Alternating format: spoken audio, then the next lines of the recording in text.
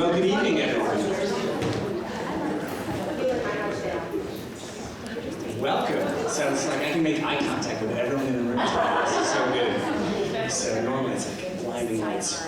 Well, thank you for coming out this evening and engaging with us on this important topic of youth sports. The title tonight is Youth Sports in America, Where We Are, How We Got There, and Why It Matters. I want to thank Vanessa Elias, our Thrive at a Guide, right here. Our Wilton Youth Council for co-sponsoring this event. I'd also want to just let the audience know that the Wilton Youth Council is continuing to plan programs around this topic, so there'll be information forthcoming as we move through the spring and summer. And then for those of you who still have a little room in your dance card, next week on Monday, March 27th at 10 a.m. here at the high school, we've got another event called, it's a book discussion on a book and a presenter that we had in the district about a week ago. The book is called Let Them Thrive, and the author is Katie Novak. So that'll be book discussion with a group of admins here in the high school in the media center next Monday at 10 o'clock. And so if you're free, we'd love to have you. So how did we get here tonight? I'll tell you how I got here tonight. Toward the end of the last summer, Vanessa called and asked if the schools would be interested in co-sponsoring tonight's presentation, unbeknownst to her, and again, because we kind of have this rhythm now where you have an idea and I have a crisis and they just match. And so this was another one of those examples. Like I know a few of you in here, my family had just finished a grueling summer of lacrosse, club lacrosse. So 3 of my 5 children all play club, and most weekends, my wife Jennifer and I were trying to figure out how to be in 3 different states simultaneously. So in addition to lamenting the sleepless nights in the crummy hotels, got a particular story about the Red Roof Inn in Delaware,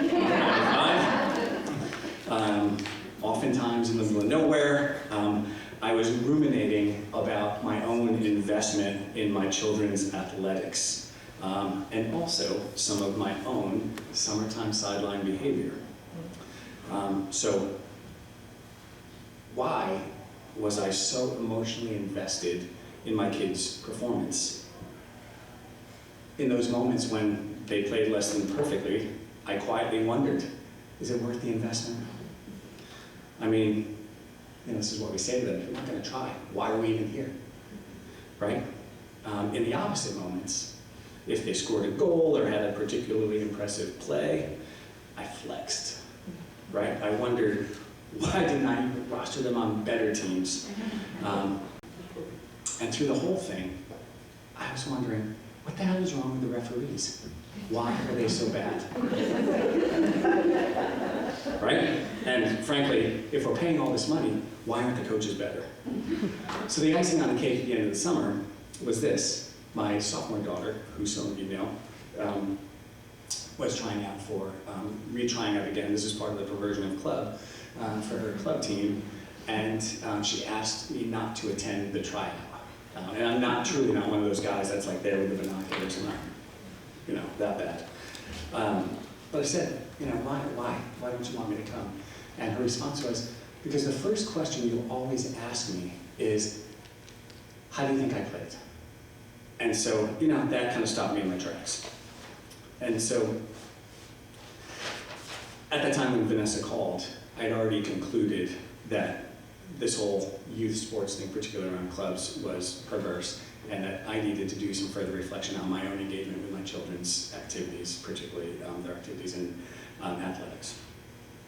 So, in thinking about that, one of the questions that came up is, how do we even back out of this? And what I think is obvious to most of us is that we're thoroughly enmeshed in a culture where participation in an expensive club sports and pursuit of ever more elite teams is the norm. And so we have to stop and think about that. And so how do we do that? Well, enter Linda Flanagan. Take Back the Game confirmed my own impressions of a wildly distorted youth sports culture and helped me also to confront my own ego investment in my children's athletic pursuits. As Linda noted in one of the chapters, the one entitled The Parent Trap, it's kind of a contagion, and an escalating contagion. Parents keep feeding on each other and ramping each other up. Linda is a freelance journalist, a researcher, and former cross-country and track coach. A graduate of Lehigh University, she holds master's degrees from Oxford University and the Fletcher School of Law and Diplomacy, and was an analyst for the National Security Program at Harvard University. She's a founding board member of the New York City chapter of the Positive Coaching Alliance, and a 2020-2021 advisory group member for the Aspen Institute's Reimagining School Sports Initiative. And her writing on sports has appeared in The Atlantic, Runner's World, and on NPR's education site Mindshift, where she's a regular contributor. In addition to all of that, she's a mother of 3 and a lifelong athlete, and we welcome her here to Wilton from New Jersey, where she lives.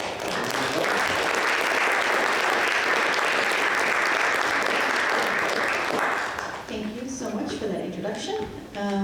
It's really a pleasure and an honor to be here, and I'm so grateful for all of you to come. And I hope we can talk about this, and then I'm not just going to lecture to you forever. I'll talk about 20 minutes, and then we can have kind of a group discussion. You should know that where I live is in Summit, New Jersey, isn't greatly dissimilar from Wilton. Though our communities differ on the margins, we're both competitive, status conscious, and fixated on academic and athletic achievement, particularly that of our children. And just like you all, we had a controversy over turf versus grass fields just a few years ago. So I wanted to start by talking about where we are.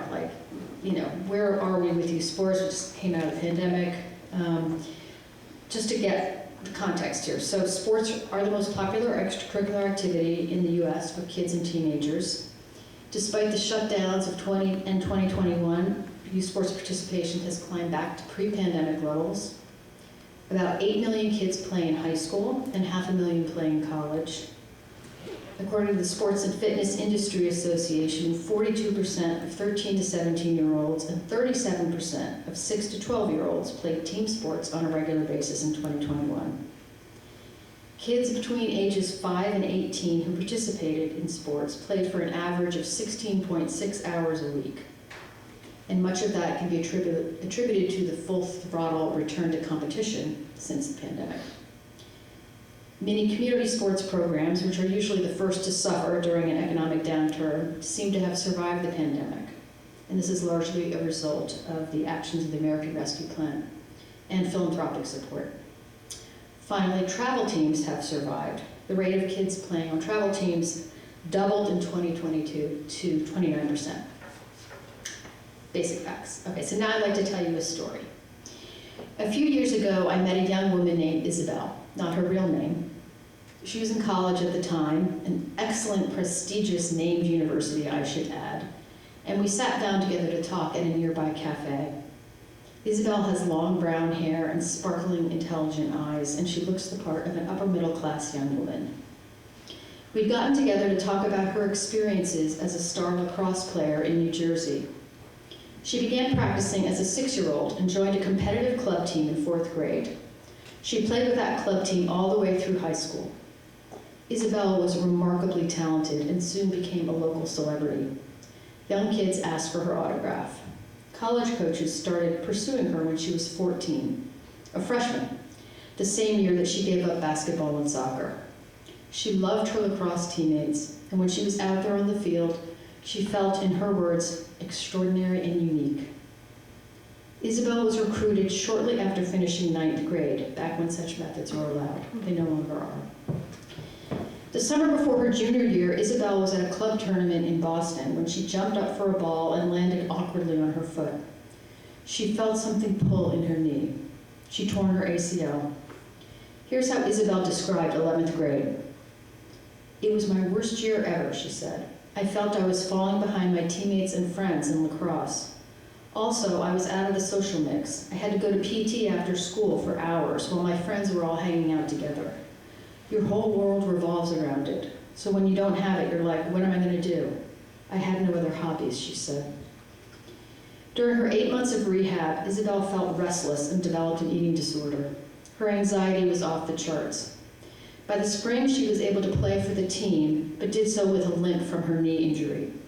She threw herself back into lacrosse as a senior and helped her team win the Tournament of Champions that spring, the pinnacle of success for a high school team in New Jersey. She did this despite having a stress fracture in her hip. She got through the games with assistance from a PT who used Bengay, dry needles, ice bags, and she put everything under the sun to get her through the games.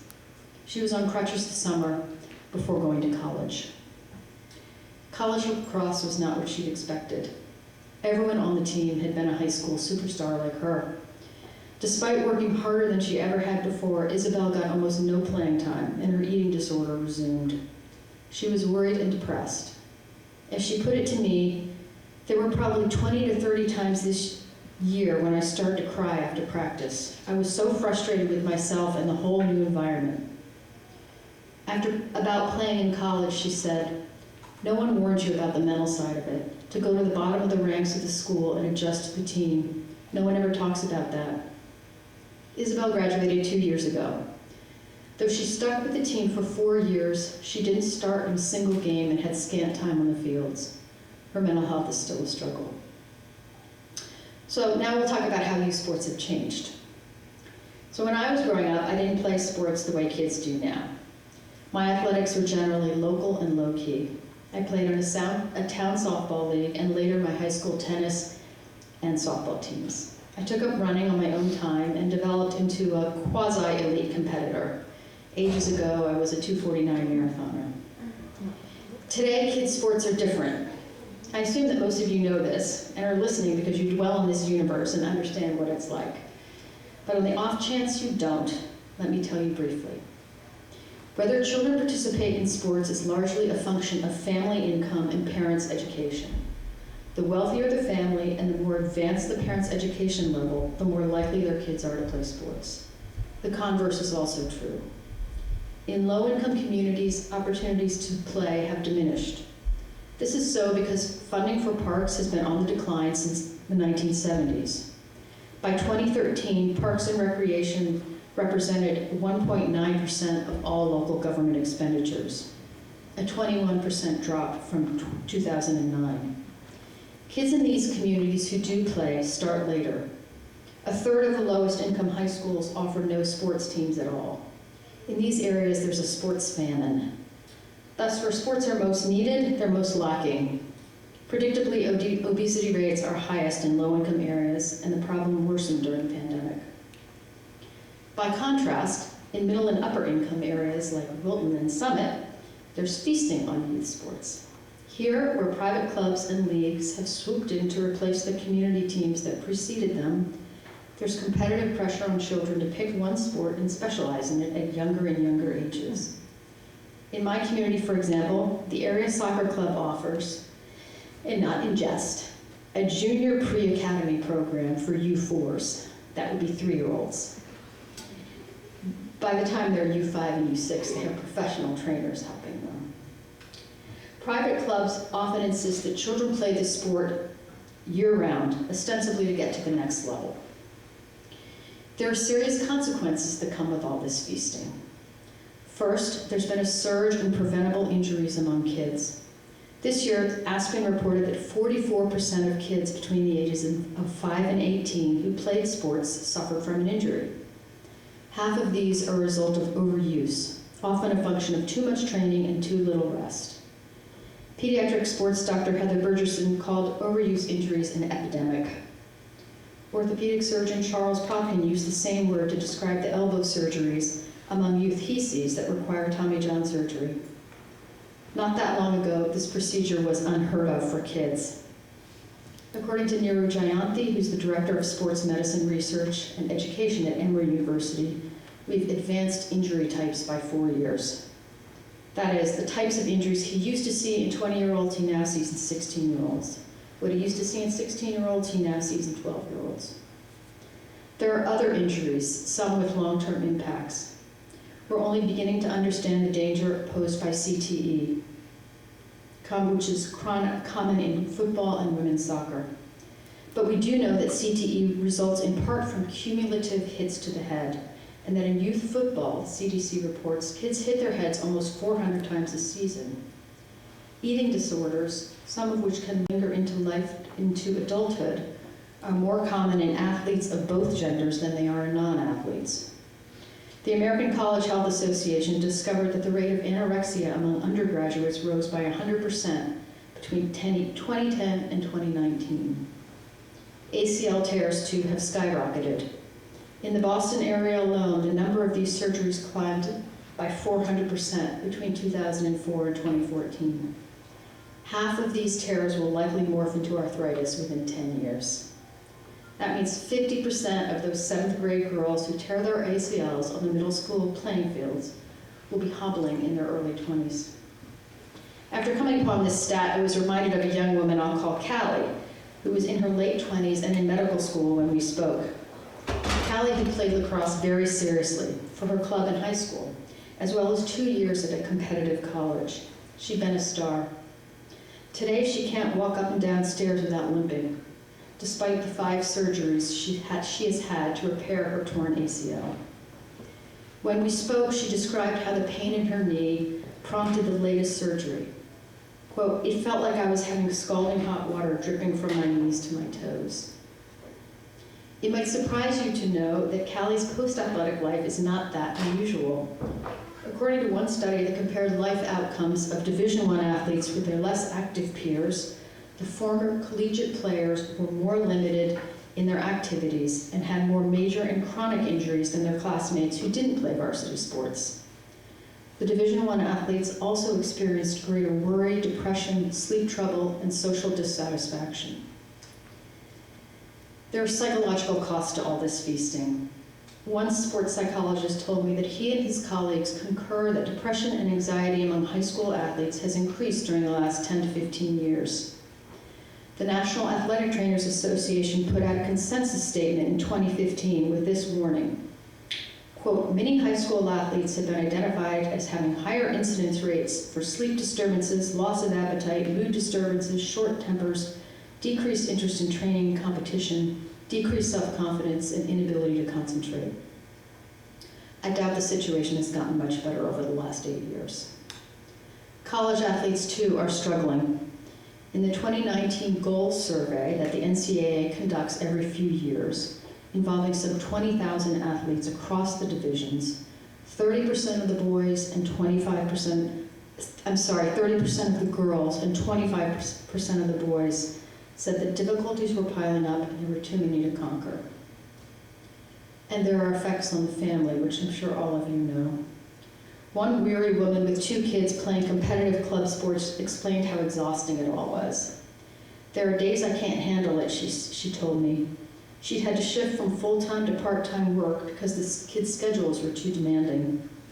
She and her husband spent every summer weekend apart, driving one child or another to tournaments. "Most people wouldn't know I was married," she confessed nervously. When I asked one psychologist how youth sports got so distorted, he said simply, "When we took them too seriously." Dr. Victor Schwartz, who heads the JED Foundation, said this: "Kids have come to feel that the stakes are higher and higher and that there's less room for mistakes." There's also wisdom from Lonnie Cernel. High-stakes sports take something that's a stress outlet and turns it into something that's a source of stress and anxiety. So how do we get here? In my research, I've identified 3 interlocking reasons to explain this transformation in youth sports. That is how we moved from local and low-key to intense, serious, and all-consuming activities that define kids' sports for many families in places like Summit and Wilton. The first reason is that youth sports have become a big business. According to Wintergreen Research, which is considered the authority on the subject, the industry in 2019 was worth roughly $19 billion versus the NFL's $15 billion. The industry has grown dramatically during the last 15 or so years and includes equipment manufacturers, sports media companies, sports tourism, new technologies, and more. Research conducted by the Aspen Institute found that parents spend between $30 and $40 billion per year on their kids' sports. Though the shift away from cheap public sports options began decades ago, it took off after the financial crisis in 2008. Private industry filled the gap. The second reason for the change has to do with parents. We have different perspectives on children, what we owe them, and what they can do for us. This to me is the most interesting angle in youth sports, and when did they become so important? I'm one of 5, and I think my parents did not, their lives did not revolve around my sports or my siblings' sports. And so how did this happen? How did I get wrapped up in it? Beginning in the 1970s and accelerating since then, the way parents perceive children has taken a turn. Children have moved, in the words of author Jennifer Senior, from our employees to our bosses. Journalists and academics have been trying to figure out how and why this happened, and they agree on a few things. The first is that economic anxiety has made parents more worried about their kids' prospects. We don't want our children to be less successful than us, and so we strive to give them every advantage. This mindset has prompted us to engage in what sociologist Annette Leroux calls concerted cultivation, a vigorous and relentless effort to nurture our kids' talents so they don't fall behind. The second factor here is children's relative scarcity. According to Pew Research, in 1976, 40% of mothers had 4 or more children. Flash forward to 2014, and the once dominant 4-child family has been replaced by the 2-child family. This scarcity has made children more precious. Another factor that has led to a shift in how we view children is our exaggerated fear of stranger danger. Panic about child abductions have convinced parents that their offspring need to be supervised at every waking moment. We've become terrified to let them out to play without an adult watching. Instead, we organize play dates, drive them to and from school, and sign them up for structured activities, including the most popular one, sports. Finally, an invisible intellectual canopy hangs over all of us and provides a rationale for our behavior. It's what academics call neoliberalism, the belief that the individual is solely responsible for her success or failure, that society is a fiction and that government is the problem. As New York Times columnist David Brooks put it a few years ago, a code of self-sufficiency prevails. Mom and dad and the kids are on their own, with a barrier around their island home. Children's achievements then become the sole responsibility of the parents, making the kids' accomplishments in turn a reflection of an upstanding parent. The third major cause of the change in youth sports has to do with colleges and universities. The annual cost of a 4-year college is now $44,000 a year for private college. It's prohibitive for many families. For some, the cost of tuition exceeds the cost of their mortgage. The perception that colleges are tougher to get into adds to the angst. It feels like it's impossible for average and even all the above average kids who live in my town to be admitted anywhere. The higher hurdle to admission at top colleges makes getting into them that much more prestigious and desirable. At the same time, we've come to believe that where a child goes to college will determine her career, her friendships, her romantic pursuits, in short, her whole life. Where kids go to college seems much weightier than ever before. The reality of the costs and the conviction that where kids go to school is critically important have compelled some families to turn to sports as a way in. After all, coaches need to fill their rosters. Recruited athletes are awarded advantages in admissions. They're generally held to a lower academic standard, have a streamlined admissions process, and are eligible for athletic scholarships that in 2019 totaled $3.6 billion. Altogether, these 3 big movements, the money, the stakes for parents, and the shifts at colleges, have altered the way we provide sports to kids and the way they experience them. So why does it matter? It's just sports, right? Well, one thing I've observed in my interviews and podcasts since the book came out is no one wants to talk about why exercise and team sports are important. They just want to talk about the problems, which I understand, but I also want to resist. As a former coach and dedicated runner, I can tell you that I'm not here to say we should abolish organized sports and do away with gym class. On the contrary, we need to restore and improve them, because exercise and movement are critical for a healthy life. If you read the science section of the New York Times on Tuesday, you're apt to come across yet another finding about the wonders of movement. Briefly, let me share with you some of the good news about exercise. Just 150 minutes of walking per week, or 15 minutes of daily jogging, improves cardiac health, reduces growth of the body mass index, improves memory and cognitive processing, and might delay the onset of Alzheimer's disease. Young people who play sports in high school are more likely to graduate, go to college, and avoid drug use. Girls who play sports are less apt to get pregnant and are more likely to run for political office or occupy corporate suites. Sports are protective for kids from troubled homes. A 2019 JAMA pediatric study of 10,000 young people who had experienced severe trauma growing up made this clear. The kids who played sports in high school reported much better self-esteem and sounder mental health than peers who hadn't played on a team. The researchers concluded that playing for a team connected those kids to their schools and was a protective factor in their long-term health. Moderate exercise thwarts depression and relieves anxiety. A new study published in JAMA Pediatrics in January of this year showed once again that exercise interventions were successful in treating depressed teenagers. Multi-sport play is tied to better long-term performance, an increase in lifetime enjoyment of physical activity, and more recreational sports participation.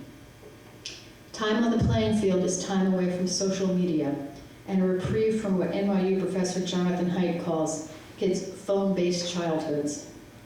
We're beginning to figure out that the mental health crisis among young people is not strictly a matter of Gen Zers speaking openly about their troubles. More and more evidence points to the ubiquity of cell phones and social media use among kids as a major cause of their distress. And when young people are playing sports, they're not on their phones.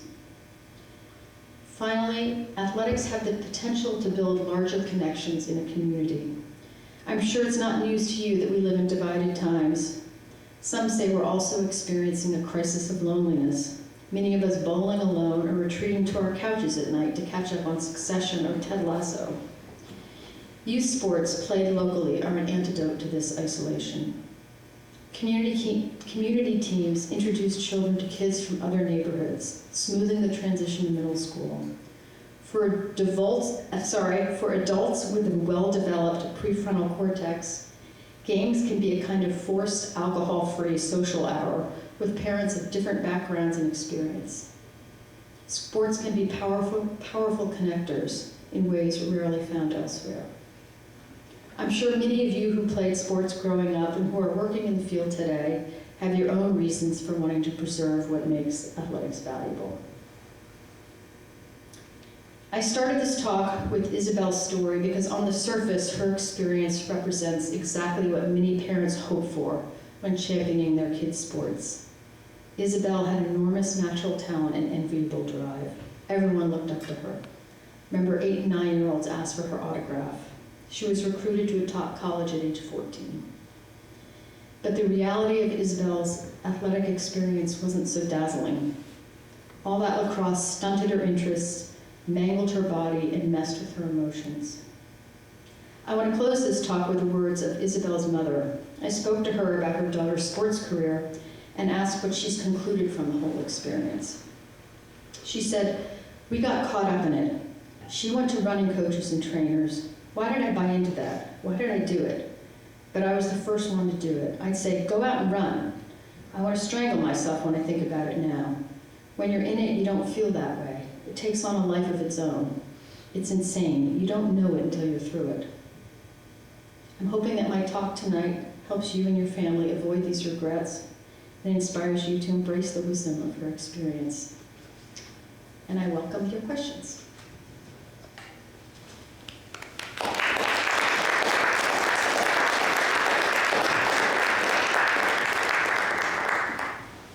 Hi, I have a question.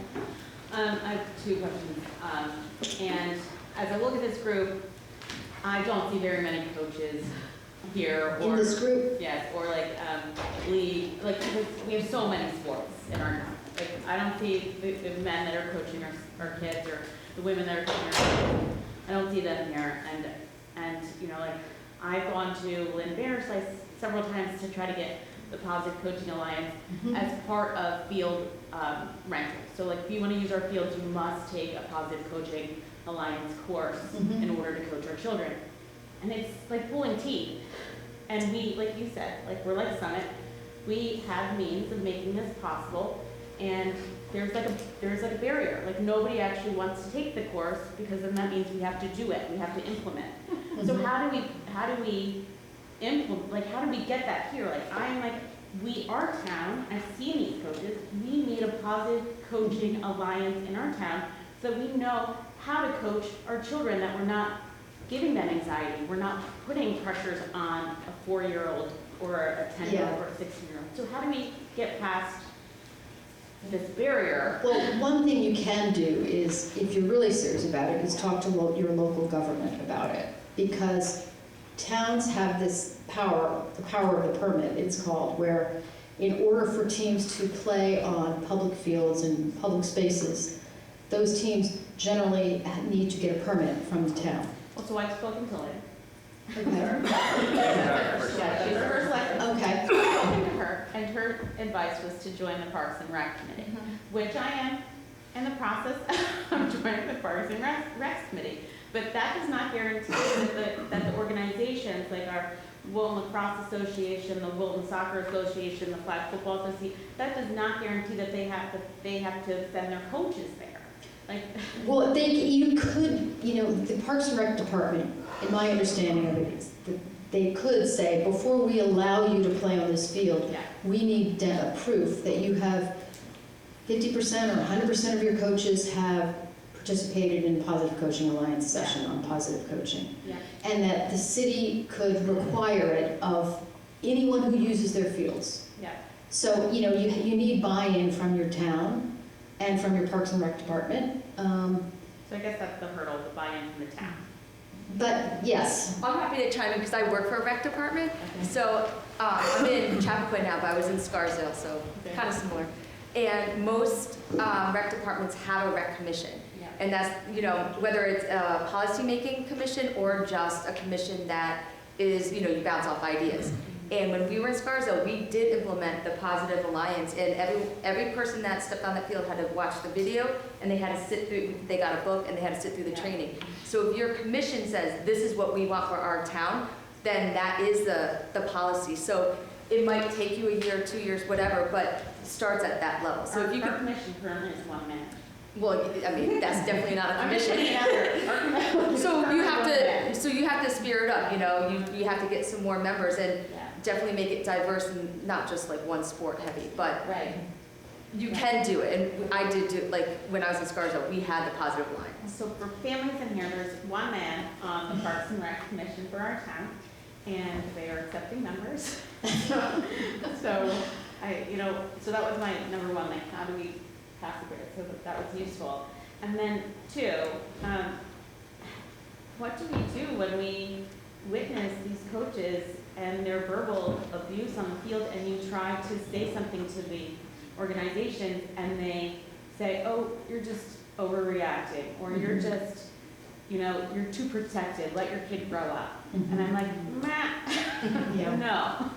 Well, having been a coach, I'm very sensitive to coaches also being criticized unfairly and just being like targeted, and like people jump over our heads to complain to the athletic director about a kid's playing time. So I'm sensitive to that, and I'm also extremely sensitive to what you're saying. And I think, in my experience, parents. It's usually not about playing time. Well, yes, the parents will complain about playing time and about what position the child plays. But if there's verbal abuse, if there's like a culture of cruelty, authoritarianism, they'll keep quiet as long as the coach is successful. And I would argue that they should be flipped. The time when parents should intervene and insist on a change is when the coach is being an abusive person. And when the coach is not playing your kid and the coach is putting in the right field instead of shortstop, keep your mouth shut. That would be my advice. If it's your child on the playing field who's getting screamed at, I would try to talk to the coach first about it. You've probably already done this. Well, it's not even just mine, it's not even just my thing. There's so many fights on these fields with parents or coaches of coaches, or that you witness, that your kids witness, that it's not even, it might not even be my game, it's just the game next to me, and they're fighting over flag football, or they're fighting over Fourth grade flag. like how, So insane. like how does it stop? Like how do you? Well, one thing you can do, another option, I think, is to talk to the athletic director at the school, if this is in a school. And, you know, my view is that coaches scream and yell and carry on because they can. You can't do that as a teacher. You know, we used to wrap knuckles and do all this, put kids in the corner with dunce caps. You can't do that anymore. It's just not acceptable. We've evolved. Coaching and sports are kind of stuck in this old world of like, you know, punishing them with exercise, which is so insane when you're trying to encourage exercise, and screaming and belittling. I mean, some of this stuff is terrible. I think if you can talk to athletic directors and say, can we, you know, maybe you, not just you, get some other people who are like-minded to say, can we try to be a little more proactive about enforcing tolerance and like good behavior in the gym? Because sometimes I see athletic directors just walk around when parents are going nuts and shrieking at refs. And I think you kind of have to go to the leadership in those organizations. And it's better if there's more than one of you. You can get like-minded people and say, this has to stop.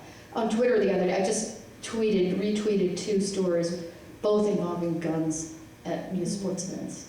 Because people are crazy. And it has to start with people like you and like-minded people trying to address it with those in charge, like athletic directors. Millie, we have a great athletic director sitting right Well, unfortunately, this is usually rec sports. So you know, and then you have these people who made themselves president of these rec sports. And if you look at the bylaws, how do they become president? How do they get off president? Their board votes that, like, it's not like an open town vote. Yes. So, like, there's so many loopholes to keep them in this spot, and they're pretty much like, eh. And there are codes of conduct, actually, for some of these that I looked into, and the response I've gotten is, we didn't make them sign that this year. Well, you can't change everything, but you can at least try to change where your kids are involved, you know, and maybe get on the board of those organizations, try to change them from within. Yeah. You know, there aren't like simple answers. It's going to take a lot of people coalescing I guess that's around what my point was. When I look in this room, I see, like, we clearly all came here for a purpose, because we do see things and we want to see change, but then I look in this room and I'm like, the people that need to be here aren't here. I would argue. Well, not all of it, I'm not Right. anyone. But there's so many issues, Yeah. right? And yes, obnoxious coaches are one of them. I will admit, I am the wife of a coach. I would like to think he is not obnoxious. I know there's another coach down there in the front who is not obnoxious. That's my One over here also. Me too. Yeah, and perhaps it gets better at the high school level, because Yeah. that's the level I'm talking at. Yeah. But I just think that there are positives. I have another question. I didn't mean to really Oh, interrupt you. no, go ahead. How do we fix the club to not club culture? Because that's what I see is impacting our high school sports, that we are losing high school athletes to club because their parents are convinced and because they've been whitewashed by the people looking for $10,000 to $12,000 a year. Yeah. How do we stop that? How do we stop losing those kids to that? And then our high school sports are suffering because athletes aren't coming to play for the high school. Yeah, well, you know, we live in a capitalist system where anyone can set up shop and start a club or start a strength training or year-round batting practice. You know, you can't stop that. But you can try to make, you know, what I'm here to talk about is, you know, why that's a bad idea to do that stuff, to play one sport year-round. So I think it starts in, you know, you sound like you're educated about it, educating yourself about, like, we don't need to do this stuff. We don't need to do junior pre-academy U4 soccer, which will funnel you into the travel program after like 6 years at age 8. It has to come from you individually not doing it and then finding other like-minded people. Again, it's like, we're not going to do this. In the absence of any kind of, regulation or, school-wide, statewide rule about you can't participate on a club and a high school team.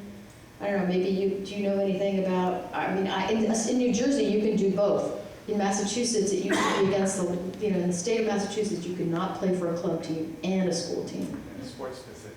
Yes, same sport, same season is usually found, can't do it. Yeah, Right, but that's what's also ruining some of our high school teams. Yep. Because they will choose the club team, Right. but they can't do both. yeah, They will choose the club team over the high school team, and then you don't have enough kids for the high school team. yeah, Because they're told if you play for your high school team, you won't be recruited for college. If you Yeah. want to be recruited for college, you need to go to the select team. yeah. Mhm. Yeah, I know. And it actually starts even at the younger levels, that by 7th and 8th grade, you can't find town teams for the kids to play because the kids have all moved into Mhm. elite travel programs.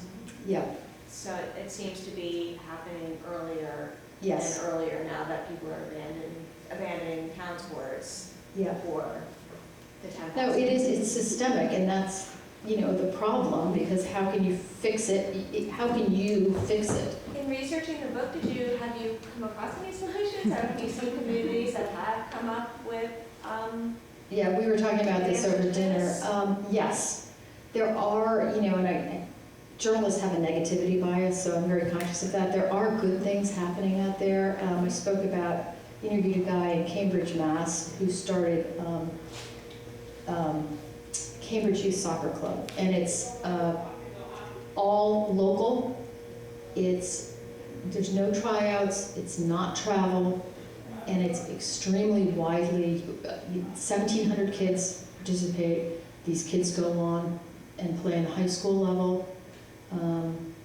It can be done, but it took a lot of work on his part to set up this whole system of a team that is, I think it's 3rd through 8th grade, boys and girls. Look, it's all within the town. There's no travel all over the place, and there's no conflict with clubs. And kids tend to stick with it because they're playing against their friends and neighbors. They're not going somewhere else. There's an effort in Atlanta to encourage parents to do pickup sports. I was also telling these guys about it over dinner, called Pickup Sports app. So it's an app called Pickup Sports where you can organize just locally, and one parent is around and kids in the neighborhood can go and shoot hoops or whatever. There are a lot of efforts being made to try to change this, to try to get, in the book I talk about the 3 some of the big ideas to fix this. One is, establishing a ministry of sports, like a government body. I'm sure everyone would love that. As if it's not going to happen because we have no appetite for regulation, but if that were to happen, that would impose some limits. If we could change college sports, that's another one. One person I spoke to said, how about we abolish college sports? Another one, here we are in March Madness, that's not going to happen. We'll still have, of course you can still have club and intramural, but do away with this whole giant universe of money and that drives so much of the craziness in youth sports. Well, there's also, a bell curve that everyone's attempting to divide, right? And I will say, this happens in everything. This happens in music and in dance and in academics and everyone. There's a bell curve, there's the middle, and everyone thinks through money they can push their child to that percentile, that skinny percentile near the end, that do go on to play Division I or even smaller sliver that maybe go to play professional sports. So in educating what's the most effective way to get a message out of keeping all the benefits of sports that you mentioned, and endorphins, exercise, sense of community, without chasing that Well, sliver of percentile that most kids aren't going to reach anyway? yeah, And if that's they right. do it like 220 It's a ACLs. total lottery. You know, if you're putting all your money into the idea that I'm going to get my 3-year-old to soccer so that she's going to be recruited at 17, that's insane. Who knows? I think one of the most compelling bits of information is that there's evidence showing that the more parents spend, the less their kids enjoy it, and the more pressure they feel. So that alone, to me, is very powerful. Like, Is if this you something want, that's all in your book? Yeah. Do you okay? Yep. Because we're gonna be doing a conversation later in the year, and we'd love to put those types, not discouraging at all. Yes. Sports, have your kids play sports, but be realistic Yes. about. also, you know, if you just the basics about scholarships, 6% of high school kids play college sports. 2% of college kids, 2% of high school athletes get any kind of money. It's only in Division I and Division II, predominantly Division I. 15% of Division I athletes get a full scholarship. And that's basically football and basketball. Most get far less. The idea that sports are going to be some, way to avoid paying tuition is extremely unlikely for the vast majority of kids. So I think if I know some parents do know this, our capacity for self-delusion is pretty big, especially when it comes to our kids. But if they know that paying more does not make your kids like it, but the odds of playing in college are very small. Furthermore, that it's not even all that great necessarily. You talk to kids who play in college, it's a job. Some love it, more power to them. Good for them. Many of them are not happy. And I think that's another thing. So like, what are you looking for at the end of the rainbow here? That, to me, is an argument against the club sports and all, and there's more facts in the book too. Great. Wilton does have the Parks and Rec soccer, like one town, one team, but it's 3rd to 8th grade. Oh, good. And they all play together, it's co-ed, and they mix them, they like change their teams all the time. My daughter plays because we don't do Sunday sports, and pretty much every other team does does. Sunday. So we're like, okay, Parks and Rec it is, Yeah. And it's actually really fun. She loves it. She goes back, there have been a couple of times where she's like, oh, I wish there were some people that were a little bit better so that we could have like some competition, but she does enjoy it and she's always happy Yeah. about it, so. Well, I think one complaint about community programs, recreation programs, is that the coaching isn't as good. That the clubs, they get the good coaches, they get the ones with the English accent, and that's true. And there is a gap. And I think the local programs would do themselves, if they could improve the quality of the coaching, to raise the game so that it's a more legitimate option. If you're like, your kid's really into sports and it's like, these kids can't even dribble or whatever, and you want them to be able to develop without being crazy, it would be helpful, I think. Another option is to try to invest more in the community stuff, raise the level of the coaching. Yep. To go back to your other point, I think as parents, we really have to be brave about how we approach this. And what I mean is, I think we have to swim upstream if we want to create change, if we want to have grassroots energy toward a culture shift in anything, and not just sports, but whatever it is, whether it's how we feel about colleges or all that. And I think sometimes it means finding maybe one other parent who's your kid's friend and saying, we're not signing up for a club this year. The two of them together they're gonna do right. Because you can't pull your kid from their friends either. That's part of the problem, right? When all the kids are doing club, then that's where your kid wants to be. But it has to start somewhere. Like people have to start having conversations about what do you value? Yeah. Do you value family time? Do you want to split up on the weekends all the time? You know, what's your priority? And I think we have to be brave, and I think it's hard. I'm not saying it's easy. It's hard to be brave. It's hard to swim upstream and everyone's doing the other thing. But I think that's where the change comes.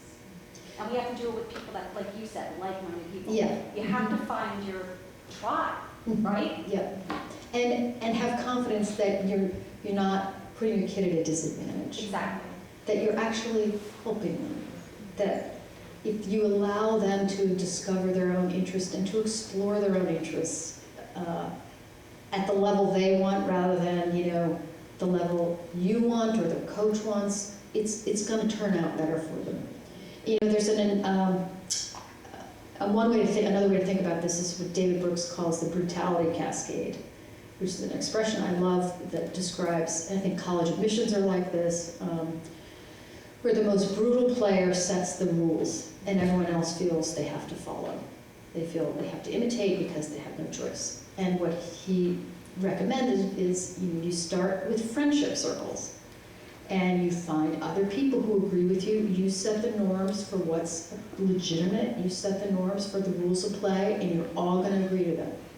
And then you start establishing coalitions. I mean, it's very grassroots, and you do have to fortify your backbone. It's not easy when it seems like everybody else is doing this. What's wrong with me? And what do I know?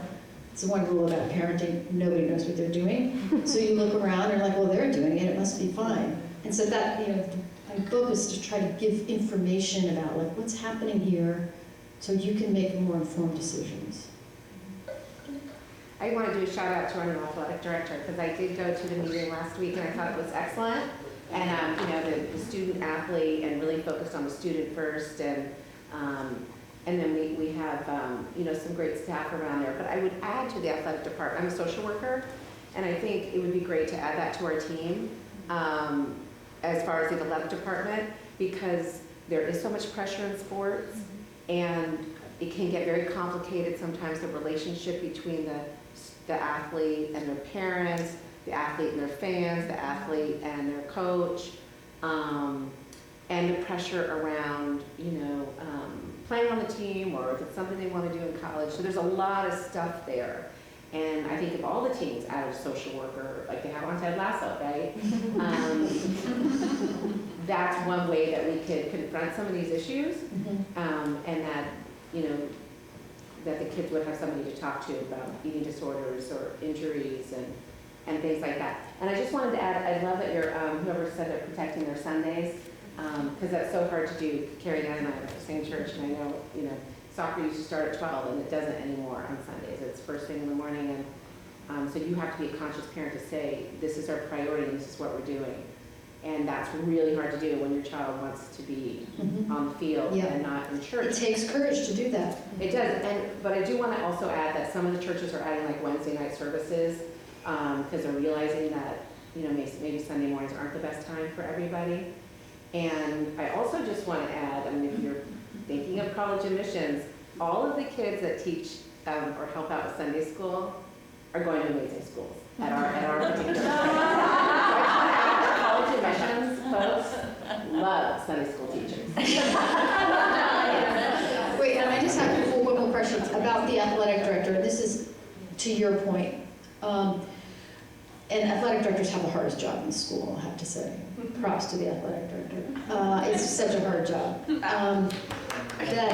Another way to improve options, like as you were like, what can we do about this, is to increase the sports options at high schools, like intramurals and clubs, to the extent that high school sports are not just the varsity teams. I mean, you look at basketball, like every kid plays basketball growing up, and how many are on the team.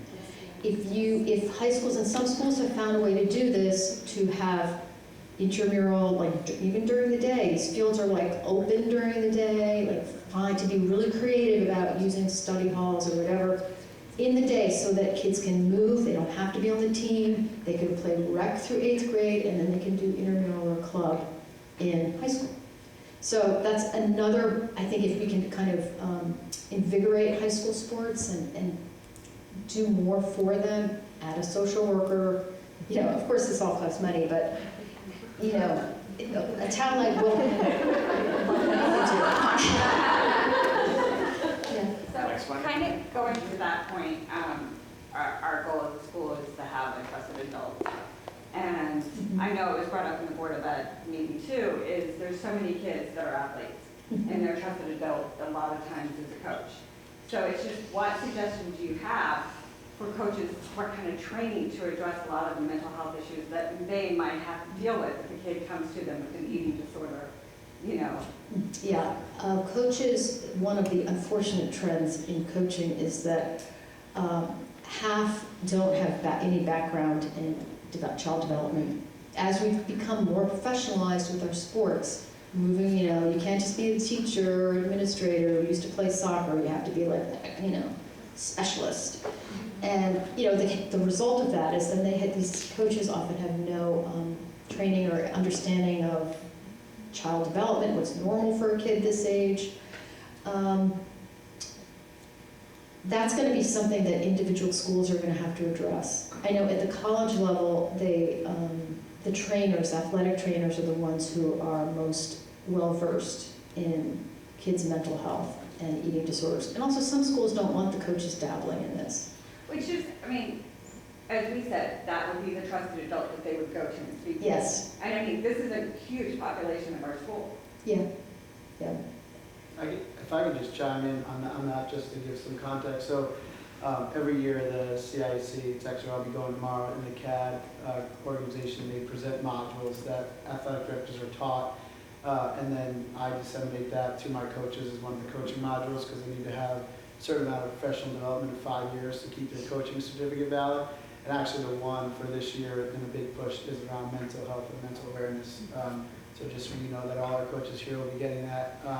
But also, it's like to your point about the trusted adult, right? I think, you know, we do have coaches that are in building that are, you know, teachers as well, right?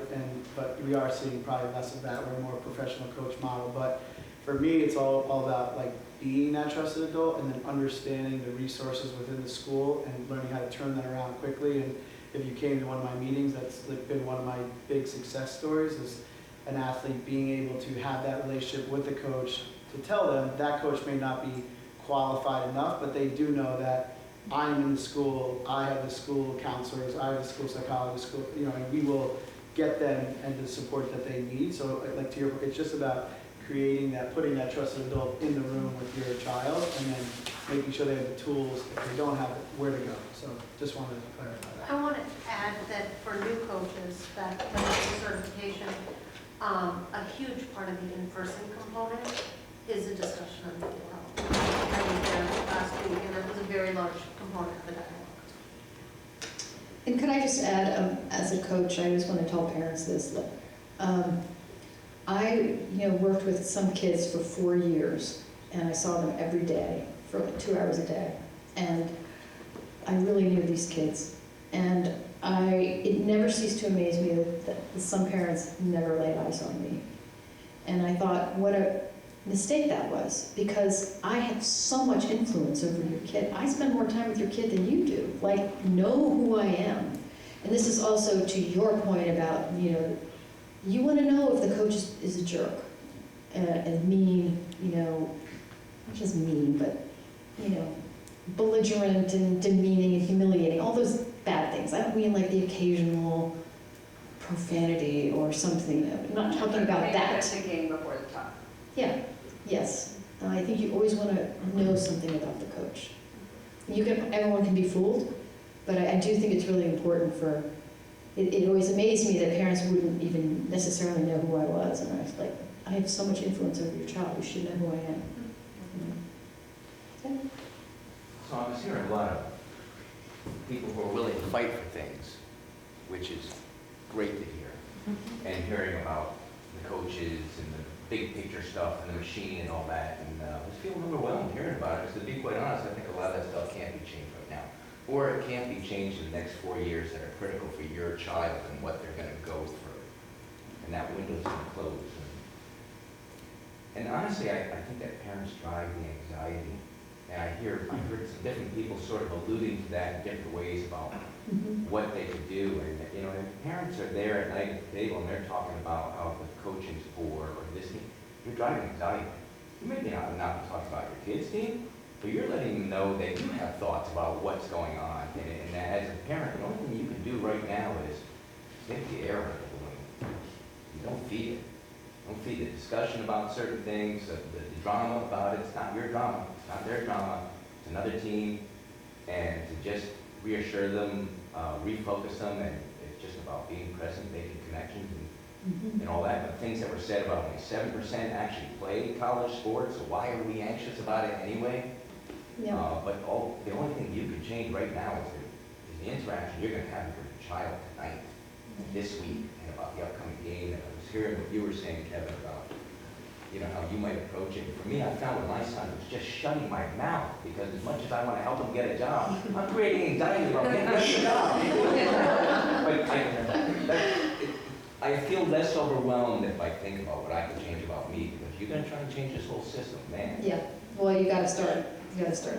And you were saying to say something. So thank you for this talk, it was fantastic, and all these questions were great. I feel like I'm going to a therapy session. I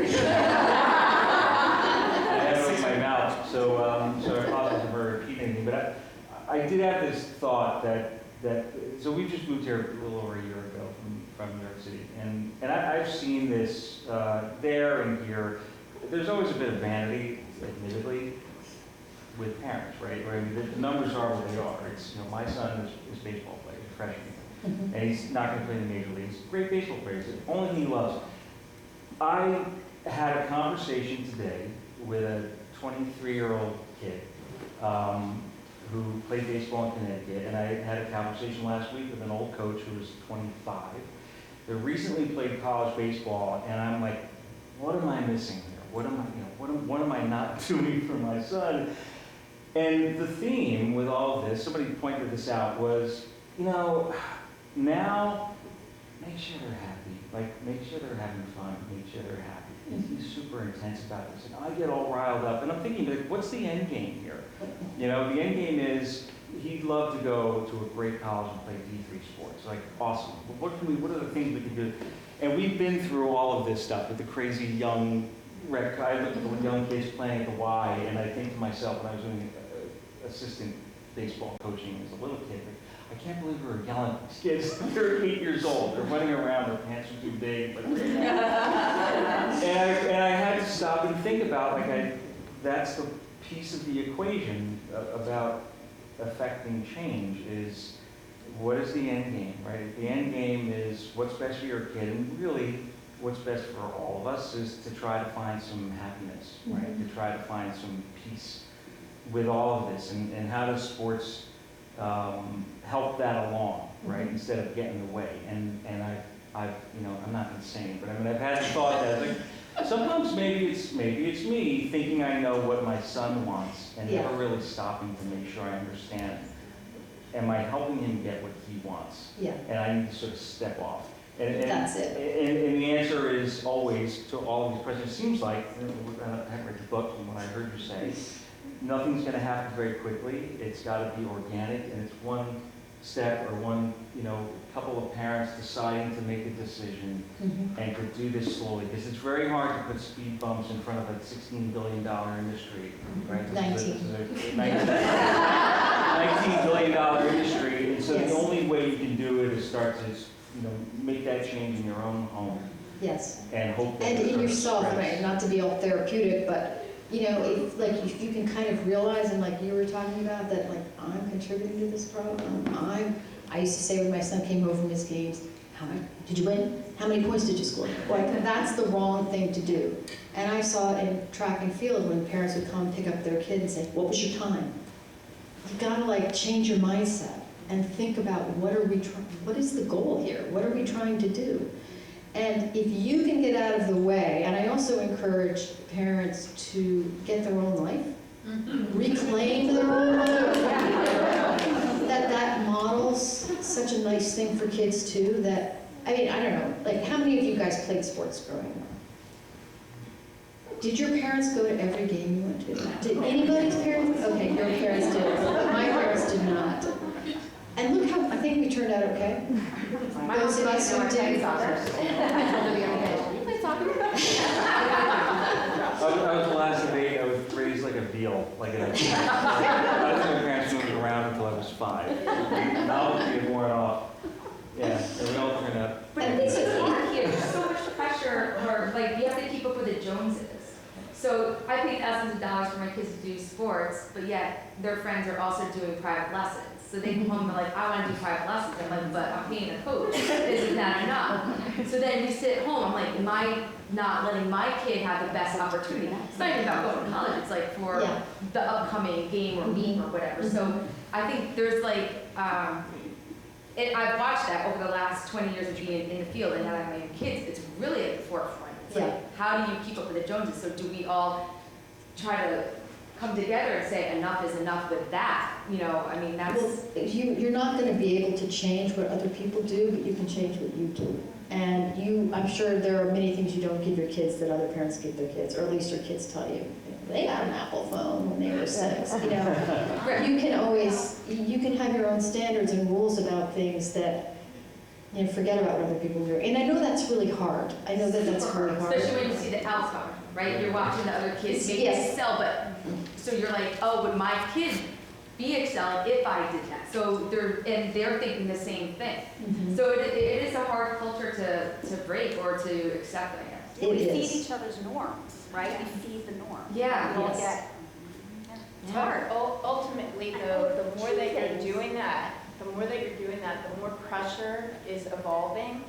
And I hear it in the locker room. I teach at the high school, and I hear the kids, just random voices, and they're talking about how their parent has paid for so many lessons, and they've got to keep working because if they don't get a scholarship, their parent is going to be so mad.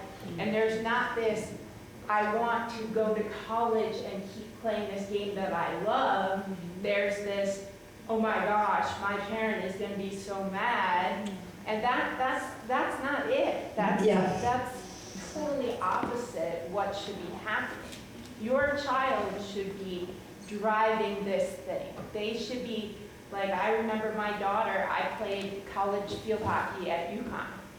So I loved playing, I chose to do that. Her dad was an Olympian, and she had 2 high-achieving parents, and when she was in high school, she said, I don't want to play field hockey anymore. I don't know if I'm playing it for me. And I said, okay, what do you want to do? You want to not do something? What do you want to do? And she goes, I think I want to run cross country. I said, all right, great, let's run cross country. You know, you have to check your ego. Yeah. My son was a soccer-crazed kid. That little soccer stuff, they were like, your kid is elite, he should do this. I'm like, I'm sorry, he's the youngest of 3. I have a schedule, my husband has a schedule. I don't have time for that. They're like, but they're going to travel. I'm like, that's a no. That's a no. We're doing this. And they're like, but he won't achieve this. I'm like, if he wants to achieve this, he will achieve that. Doing a wide variety of sports at a young age is the most critical thing a child can do. Not specializing. Countries like Norway, they don't specialize in anything until they're like 14, 15, and they have like the highest level of when they decide to do it, they go because they're well-rounded. Yeah. You don't have to buy into this. And when people hear like people who are actually like, you know, trained people in sports and in high-achieving, successful people say, no, I'm not buying into that. They're like, what? You're not going to do club? Like, no. Why am I? They're like, oh, you're going to train them. No. My kid is going to climb trees in the backyard. They're like, Or be more coordinated. They're like, are you kidding me? I'm like, no. First of all, the expense, driving around, we don't have time for that. You're going to see my kid running and playing with his friend, taking the soccer ball on the sidelines of my game, because we can't do that. You can draw the line, and your kid will be fine, and they're not going to be in the locker room where I'm hearing these voices, and I'm crying for your child. And I'm wondering, how did we get there? How did we get there? Claim it back, get it back, don't go there. Okay, you have a question. Actually, comments. So when I went to school 1 million years ago, before a game, and I was an athlete, but before a game or a meet, you dressed that day. And if the boys did not show up in shirt and ties, and the girls did not show up in whatever, like not some crazy thing that whatever was decided on, a skirt, a sweater, whatever it was, do not play that game. It did not matter if you were the best person on the team. You show up the way they told you to dress, which was completely appropriate and proper, or you didn't play. And that was just the way it was. And I grew up on Long Island in a very good school district. And people didn't play. And then they wore the suit, or the shirt and tie, or they wore the skirt. We could bring back a little more properness. I'm sorry for everybody likes to be casual, but my kids said, yeah, wear a shirt and tie. I say, wear a shirt and tie. Well, some coaches are very strict about that sort of thing. So that's the first thing. I think if we brought back a little more properness, maybe we would even have a little more, the kids themselves could be a little more proper and prouder and more appropriate. But that's beside the point. The best model that we have for sports is basketball, and not like club or high school or whatever, but rec basketball, boys and girls, everyone, like 3 to 8. The older kids coach the younger kids. The younger kids look up to the older kids. They start to know who each other are. Then they go up to the high school, and unless my 11th grader was lying to me, parents were not actually allowed to watch the games, but he showed up for every game. It was very exciting. They had special shirts that they made at my house with fabric markers, my t-shirts. I mean, they were so happy and so excited to do this, and everybody is so joyful about it. And the kids that coach, they come in shirt and tie, and my kid is the one that wore the dreidel suit every year, most embarrassingly for like 3 years. But, they learn how to coach properly. They're not yelling at the kids, they're dressing properly, you know what I mean? They're really showing up for these games, and they're being like, the high school kids are being their best selves, and these little kids are seeing them be their best selves, and they want to be like that. And well, sports do have that ability. It was the greatest time, and parents on the sidelines, like my kids are really like not very brawn, so I can't get that invested, but it was more fun with other parents because they were all like, okay, this is rec basketball, and it's a great model, and if they could sort of branch that out into the other areas. And if you have younger kids and they haven't done rec basketball, boys and girls, they gotta do it. That's the greatest thing. It is. Just a sidebar about bringing things back. I'm nostalgic for seasons. When a sport has a season, or at least for the younger kids. I find, I have 2-8-year-old boys.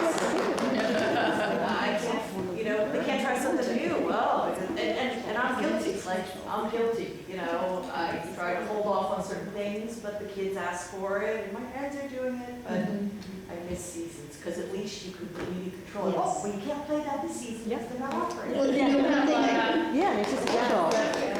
I always want to remind parents that you have agency, that it's your family, and clubs teams don't care about your family. They just don't. That's not their interest. I'm not saying they're terrible people. Their interest is in building a great team so they can win something. And they want to develop the kids in that sport. But their interest is not your family. And you have to look out for your family and say, I know that's not easy when everyone else is doing it and they're going to fall behind, but you will find, and I really encourage parents, you with younger kids, to talk to older parents who've been through this, and they'll tell you, oh, that was so stupid. We didn't need to do that. There's just, you don't see it when you're in it. Like this woman, Isabel, her mother. She couldn't see it when she was in it. But if you can try to kind of learn from that experience and just don't do it. Just don't do it. Yeah. Different sports slogan. So I just want to say thank you so much. I know I want to respect everyone's time, and this is part of the conversation, right? This is where we start with the grassroots, like having these conversations, sharing with our friends. Also, a couple years ago, we brought In Search of Greatness. If you haven't seen that documentary, you really should. It's on this topic with Wayne Gretzky, and it's really illuminating. So, if you want more, pardon me? Chasing Childhood? Chasing Childhood too, another great one. But yeah, thank you everyone for coming. Thank you.